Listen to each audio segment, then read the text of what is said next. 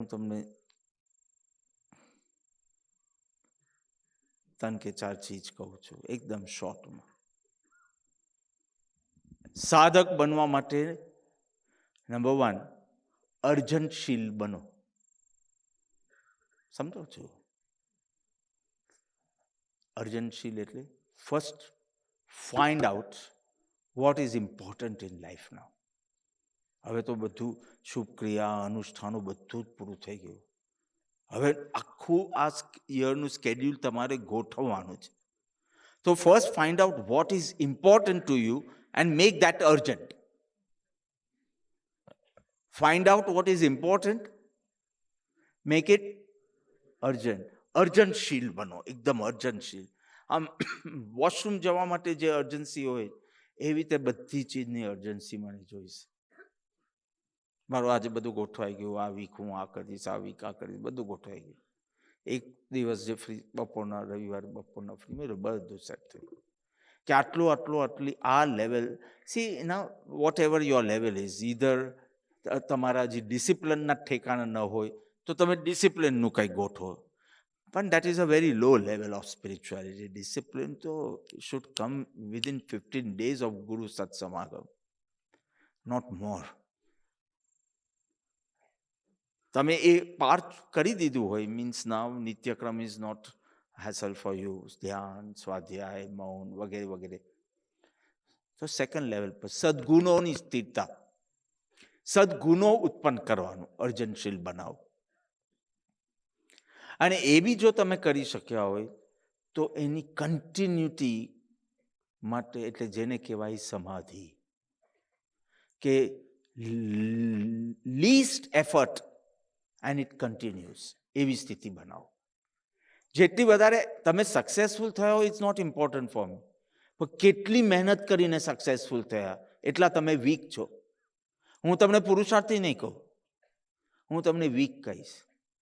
પણ આમ slight suggestion આપ, હે જીવ અટક, અને અટકી ગયો તો હું કહીશ કે આ સાચો સાધક છે. બહુ પુરુષાર્થ કરીને તમને કરવું પડે, આમ 3 કલાક જીમમાં જાઓ ને થોડું ફૂલાય તો એ કંઈ આમ બનાવેલું ન કહેવાય. હા, 3-4 વાર પંપ કરો ને ફર કરીને આવે તો બરાબર કહેવાય. સો ડિસિપ્લિનને સ્થિર કર્યું હોય તો ડિસિપ્લિનને અર્જન્ટ કરો. If you have finish that phase તો ગુણોનું, અને if that is also like એક સારું એવું package of virtues you already have, તો સમાધિ, કે ઓછી એફર્ટ અને કોન્સ્ટન્ટ રહે એવી મહેનત કરો, પણ મેક ઇટ અર્જન્ટ. સો સાધક, આઈ વોન્ટ અ સાધક હુ ઇઝ અર્જન્ટશીલ. બધું જ એને માટે, all important things in life is urgent for him. You got it? સદગતિમાં જવું છે, સદગતિમાં તો પુણ્ય જોઈશે. પરમગતિ જોઈએ, પરમગતિ મોક્ષ, તો સદગુણ જોઈશે. પુણ્યાયથી નહીં. તમે પુણ્યાયથી બોલી લઈ શકો, તમે પુણ્યાયથી લાભ લઈ શકો, તમે પુણ્યાયથી મોક્ષ નહીં પામી શકો. એને માટે you have to be good. It's not necessary you have to have good things around you. કોઈ સામગ્રી નથી તમારી પાસે. આનંદ ગંજી મહારાજ કે મારામાં કોઈ ગુણ નથી, મારી પાસે કોઈ સામગ્રી નથી, મને પૂજા કેવી રીતે કરવાનું એનું જ્ઞાન સુદ્ધા નથી, કશું જ નથી. તું છે મારું, બસ. અવધું ક્યાં માંગુ ગુણહીના. તો નંબર 1 અર્જન્ટશીલ બનાવો. Just find out what is important. If you feel meditation is important તો એની અર્જન્સી ડેવલપ કરો. યુ ફીલ સેવા ઇઝ ઇમ્પોર્ટન્ટ તો સેવાને અર્જન્ટ કરો. યુ ફીલ ભક્તિ ઇઝ ઇમ્પોર્ટન્ટ તો ભક્તિને કરો. યુ ફીલ હજી મારા પાઠ ને બધા બરાબર નથી, Chaitanya I can't do properly, લોગસ I can't, okay, you find that important તો એને અર્જન્ટ બનાવો. Whatever, if you feel exercising is very important for you તો make that urgent now. Whatever, જે તમારી ભૂમિકા હોય તો નંબર 1 અર્જન્ટ. નંબર 2 સંગ્રહશીલ બનો. સંગ્રહશીલ, ગુણોનો સારો સંગ્રહ કરતા શીખો. Storage, water is stored. Dam બાંધ્યો હોય તો એ સ્ટોર્ડ વોટરમાંથી ઇલેક્ટ્રિસિટી વગેરે કેટલી ચીજો નીકળી શકે. સરોવર બની શકે, સરસ લેક બની શકે, ટુરિસ્ટ એટ્રેક્શન બની શકે, એમાંથી ઇલેક્ટ્રિસિટી જનરેટ કરી શકે. All because the water is not just flowing away, it is stored. So ગુણો બી તમે સંગ્રહ કરો. હવે બીજો બધો સંગ્રહ બહુ કરે, વસ્તુઓનો તો સંગ્રહ ને બધું. અહીંયા રમણજીએ કેટલું સુંદર ઘરો બનાવી આપ્યા છે. ક્યાં સંગ્રહ કરીએ? ક્યાં કરીએ? ટેરેસમાં મૂકીએ કે લેટ્રિનમાં મૂકીએ? બાકીનો સામાન ક્યાં મૂકીએ? It's perfect. નો સંગ્રહ ઓનલી. બધું સાધુ તો એની પાસે એને જેટલી ચીજ જરૂર જોઈએ બધી ખભા પર હોય. સાચો સાધુ હોય તો કે કંઈ સાથે કેરાવેન ન રાખે, લોરી ન રાખે, ગાડી ન રાખે. બસ જેટલા ઉપકરણો એને સંયમમાં હેલ્પફુલ હોય. તમે ઓછા સંગ્રહથી તમે સાધુ બની શકવા નથી, તો સાદું જીવન તો જીવો. સાદું જીવન નહીં તો સાદું જીવન. તો સંગ્રહ શેનો કરશો? હજી લોભ શક્તિ તો છે તમારામાં. ગુનો. સો સ્ટોરેજ. એન્ડ સેકન્ડ, રક્ષણ. સસ્ટેન કરવાનું કોઈ બી પ્રસંગમાં. વી આર સો સ્માર્ટ, આપણે શાંત જ હોઈએ છીએ. ક્યારેક કંઈક થાય ને તો અશાંત થઈ જાય, પછી પાછા શાંત જ હોય. એ મને નહીં જોઈએ. એ તો નિમિત્ત ન મળે ત્યારે કોઈ બી શાંત હોય. હવે પ્રસંગે તમારે સાચવવાનું, રક્ષણ કરવાના ગુણો. I just don't want sorry from your mouth. I just want, you should be shant. You need to be cheerful. You are. બસ. આપણે એક ટેવ પડી ગઈ, મિચ્છામી દુક્કડમ બોલી લેવાનું, સોરી કહી દેવાનું. વધારે કંઈક વધારે ગિલ્ટ આવે તો પ્રાયશ્ચિત માંગવાનું. Who gives you? I have stopped giving પ્રાયશ્ચિત. જેવું કોઈ પ્રાયશ્ચિત ન હોય ડિલીટ કરી દેવાનું. અહીંયા કોઈ નવરું બેઠું છે આખો દિવસ આ જ કામ કરો, એના કરતાં મારા બાપની પેઢી પર બેઠો હોઉં તો કરોડો કમાઈને આપી શકતે એને. એટલી તો બુદ્ધિ છે, એટલે ખાસ કંઈ વધારે નથી, પણ એટલું તો કરી શકતે હું. સરસ મજાની પેઢીને બહુ ઊંચી લઈ જાત. દિલીપ લલ્લુભાઈ એન્ડ કો કંપની. જે મારા ભાઈ શું કરે છે મને ખ્યાલ નથી, પણ કરે છે. તો આ જ બધું કામ કરવા બેઠા છે અહીંયા શાકભાજી વેચવા. તમે જાઓ નરકમાં. તમે ખોટું કર્યું તો જાઓ નરકમાં. Don't waste my time at least. Or learn and stay alert. This is what I want. નહીં તો તમારા પ્રાયશ્ચિત આપવામાં બેસીશ ને તો હું કદી દર્શન કરવા નહીં જઈ શકું. વર્ષે એકવાર જઈ શકીશ મહાવીર પ્રભુના દર્શન માટે, એવરી પ્રતિષ્ઠા day. No, I don't want to waste my time in this. You be alert. If તમારા આત્માનું હિત તમે ઈચ્છતા હો તો આ કંઈ પ્રાયશ્ચિતનો બોક્સ નથી અહીંયા. સંગ્રહશીલ બનો, ગુનોનો સંગ્રહ કરો, અને પ્રસંગે તો ખાસ એલર્ટ રહીને પકડી રાખો.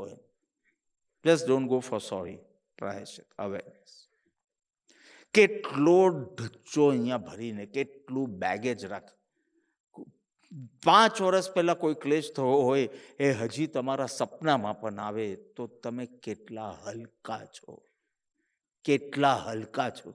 જો ભક્તિમાં યાદ આવે કે સપનામાં આવે તો કેટલો બેગેજ ભર્યો છે. તું મંદિર જાય તો શું, તું મંદિર ન જાય તો શું, તું કોઈ વાર ન જાય તો લાઈન ઓછી હોય તો બીજા સારા જીવો પૂજા કરી શકે જલ્દી. કારણ કે કંઈ ત્યાં જ જઈને પગ ઘસવા અને બધા પગથિયા પર, એનાથી કંઈ તારો ઉદ્ધાર નહીં થાય. તું અંદરથી કાળ કચરો, એ ઇમ્પોર્ટન્ટ છે. આમ કાંઈ નહીં, બ્લેન્ક જ હોય. તને વિચાર બી કરવો હોય કંઈક તો દેર ઇઝ નો મેટર.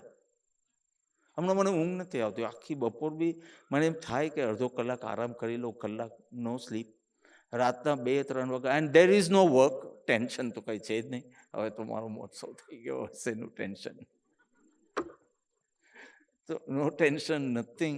ઊંઘ જ, જ્યારથી અંજન થયું તો ઊંઘ જ ખલાસ થઈ ગઈ. અને હું ખાઉં બી છું બરાબર કે જેથી ખાવ તો ઊંઘ આવે.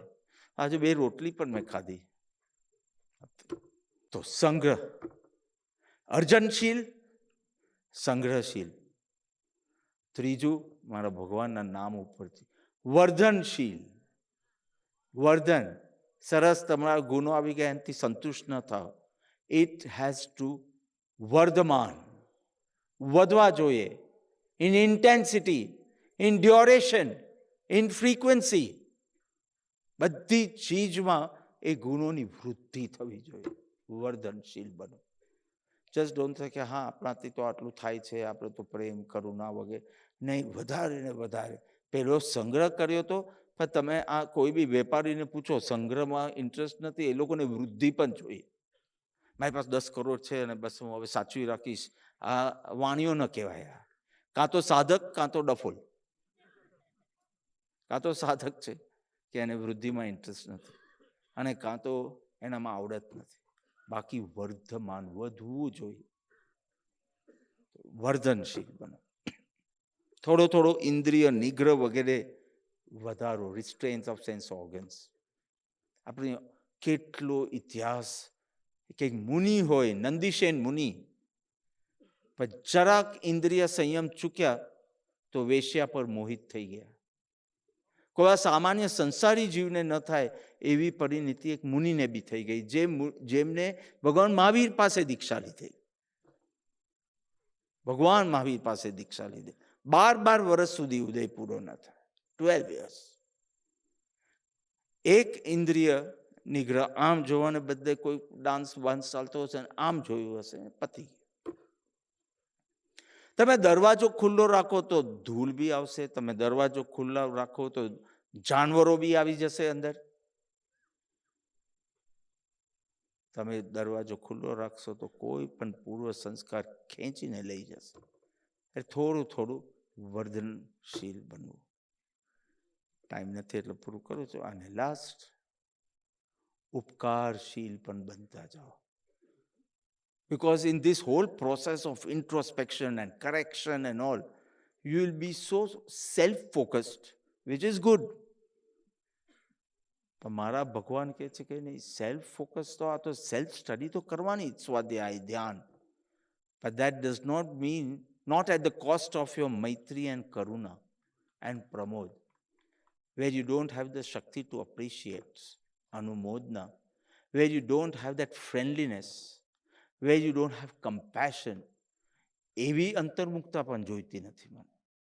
અંતર્મુક્તા જોઈએ છે, પણ જ્યારે જ્યારે ઇન્દ્રિય અને મન સક્રિય હોય, ઇન્દ્રિય અને મન એક્ટિવેટેડ હોય, ત્યારે કમ્પેશન મને જોઈએ. I am not saying deep when you are within I want compassion, but ઇન્દ્રિય અને મન સક્રિય હોય તો I want that cheerfulness, I want that appreciative attitude, I want that compassionate attitude, I want that friendliness for all. મંગલિક ચતુર્વિદ્ય સંગને હોજો. તું કરને આરતી, કુમારપાલ રાજા કરને. શું કે આરતી તો હું મારું આત્મકલ્યાણ માટે કરું જ છું, પણ એમાં ભાવ જાગી ગયો કે મંગલિક ચતુર્વિધ સંગ. મેં ભલે બોલી લીધી હોય ને હું ભલે આરતી કરતો, પણ હું બધું સર્વ જીવનું હિત, અહીંયા ચતુર્વિધ સંઘની વાત છે. તો કે સર્વનું કલ્યાણ થાવ, મંગલ થાવ, એ ભાવના કેટલી, ઇટ્સ સો રિચ ઇન જ્ઞાની ભગવંત. નહીં તો આપણું શું થાત? તો એ ઉપકારશીલતા, પ્રાણી દયા ડઝ નોટ મીન ખાલી મરી ન જાય એટલું ધ્યાન રાખવાનું, એ સુખી થાય એ ધ્યાન રાખવાનું. ખાલી મરી ન જાય એટલું નહીં, એ તો રાખવાનું જ, પણ એટલાથી અટકવું ન જોઈએ. એ સુખી કેમ થાય ત્યાં સુધી. મેં આ લોકો કીધું કે મને મારા ઉજાગરાને બધું નેમી જોઈએ, એટલે કે બાપા એક હવે ફર્સ્ટ ને સેકન્ડ તમે થોડું રિફિલ કરી દો બોડીને, થોડું આરામ કરીને, થોડું એ, પછી થર્ડથી પાછા મેદાનમાં આવી જજો. અને મને વાત બેસી બી ગઈ કે બરાબર છે થોડું, બિકોઝ કેટલા દિવસોથી I was working 5 shifts and many of you must be working 5. 2 તો સ્ટેજ પ્રોગ્રામમાં 3 કલાક જાય, વચમાં બધું કંઈ ને કંઈ વિધાન, આ તે કંઈ ઘરે પાઠ કરવાનું હોય, પેલું કરવાનું હોય, એવું બધું આવે. Then meeting all the dignitaries from 10 to 1. છેલ્લી અપોઇન્ટમેન્ટ પોણા વાગ્યાની આપી છે ડ્યુરિંગ ધ મહોત્સવ, બિકોઝ બધા એક દિવસ આવે, નેક્સ્ટ ડે તો નીકળી જાય, હવે બધાને બોલાવ, અને વહેલી સવારે બી પાછું. So that means I've not done a great thing in that. This is what I had opted. પણ એમ કે શરીર થોડું ઘસાય તો 2 દિવસ તમે જરા રિફિલ કરી દો. મને વાત બેઠી અને પહેલી તારીખે બહુમાન સેરેમની ને બધું હતું ને એમાં આવ્યો અને મને મારા ગુરુદેવ કે આ બધા મારા ભક્તોને તું મળ્યા વિના મોકલી દેશે અમેરિકા, ઓસ્ટ્રેલિયા ને બધું, કોઈને મળશે નહીં? શું કરું? 12:30 બેઠો છે તો રાતના 11:15 સુધી. છેલ્લે લડાખનું ગ્રુપ પણ મેં લીધું અને નેક્સ્ટ ડે બી સવારના બેઠો થયા અને પછી તો બધા નીકળવા લાગ્યા અને આજથી આપણી સત્સંગ યાત્રા બી શરૂ થઈ ગઈ. કેટલો ટાઈમ થઈ ગયો. So I am not boasting, I am saying I absorbed this from my guru and now it is naturally flowing. પહેલા મને લાગતું હતું હું આ ચીજનો પ્રમોદ કરતો હતો. કપાવદે કેવું આમ ઘસી નાખ્યું સ્વ પર કલ્યાણ અર્થે. આજે મને એમ લાગે છે કે આમ જ જીવાય, આના સિવાય કેવી રીતે જીવાય? પોતા માટે જીવવું એ કંઈ જીવન થોડી છે. તો શરૂમાં જે તમે પ્રમોદ કર્યો હોય એ તમારો ગુણ બનવા લાગશે. એટલે નમન કરવાનું તો ભૂલતા જ નહીં. જ્યાં જ્યાં ગુણ દેખાય, જો નમ્યા એટલે ગુણ આવ્યા તમારા. Very simple. So not only of yourself, of all. પ્રસંગ ઊભો કરવાનો જ્ઞાની કહે છે. ડોન્ટ વેટ કે આવો કંઈક ચાન્સ મળશે ને તો હું કરીશ. Not like that. પ્રસંગ ઊભો કરવાનો, દેટ ઇઝ ઇમ્પોર્ટન્ટ. અને હવે દાન વગેરે કરીએ તો બહુ, એટલીસ્ટ મારી પદ્ધતિ એ છે, બહુ પોસ્ટમોર્ટમ નહીં કરવાનું. You know what is postmortem, right? હા, examination post after a person dies. તો આપણે તો કોઈ બિચારો કંઈક માંગવા આવે, 100 ક્વેશ્ચન્સ પૂછવા આવે. આટલું બધું પોસ્ટમોર્ટમ કરવા જાય ને આપણી દયાની ભાવના જ નીકળી જશે. શાકવાલીની સાથે ભેજાફોડી કરો તમે. તને કેટલામાં મળે છે શાક? તારા વરને પૂછ કેટલામાં હીરા મળે છે તે અને કેટલામાં વેચે છે. પેલો વિચારો કમાઈને 100 રૂપિયા વધારે કમાય અને ત્યાં 50 રૂપિયા તમે ઓછા કરી શક્યા તો આમ ફૂલીને ફાલખા થઈ જાય. 50 ઓછા કર્યા અને પછી અહીંયા 50 કરોડનું દાન કરે. કેવી રીતે ભગવાનને ગમે? એ કે એના કરતાં અહીંયા 49 કરોડ બોલવાતા ને, અને પેલીને 500 રૂપિયા એમને સમજીને કે એ મને છેતરે છે પણ મને આપવું જ છે. હું શું કહું, દાનનું આવું એક બજેટ જ રાખવાનું. 500 રૂપિયા દર મહિને છેતરાવવાના. એટલે તમે દિલથી છેતરાઈ શકો. તમને ખબર હોય કે આ 50થી 1 રૂપિયો વધારે ન અપાય અને એ 55 માંગે, પણ તમારી પાસે છે ને બજેટ 500નું, તો તમે દિલથી 5 રૂપિયા આપી દેશો. પણ તમે તમારી હોશિયારી બતાવ્યા વિના રહેશો જ નહીં. પહેલા તમે 45 કરશો, પેલી વિચારી કે ઓકે હવે ચલો બોની એવી, પછી કે લઈ લે 5 રૂપિયા વધારે. પણ આપવા જ હતા તો આટલું ભેજું કેમ ખાધું ને કેમ લોહી માર્યું? આમાં શું 5 રૂપિયા તું કસી શકી તેમાં આટલી ખુશ થાય છે? એના કરતાં 500,000 રૂપિયાનું ખાલી બજેટ રાખીને આપણે સમજીને છેતરાવાનું. સો ઇટ્સ ટ્રાય કરી જોજો. It's fun. It's fun. If your ego does not interfere, it's fun. અને પાછું આમ 500 રૂપિયા ભંડારમાં મૂકશે પાછી. ખાલી 100 રૂપિયા શાકભાજી વાળીને વધારે આપી દે, એ બહુ ખુશ થશે. એને ખુશ જોઈને એમ થશે કે મારો ભગવાન ખુશ થઈ ગયો.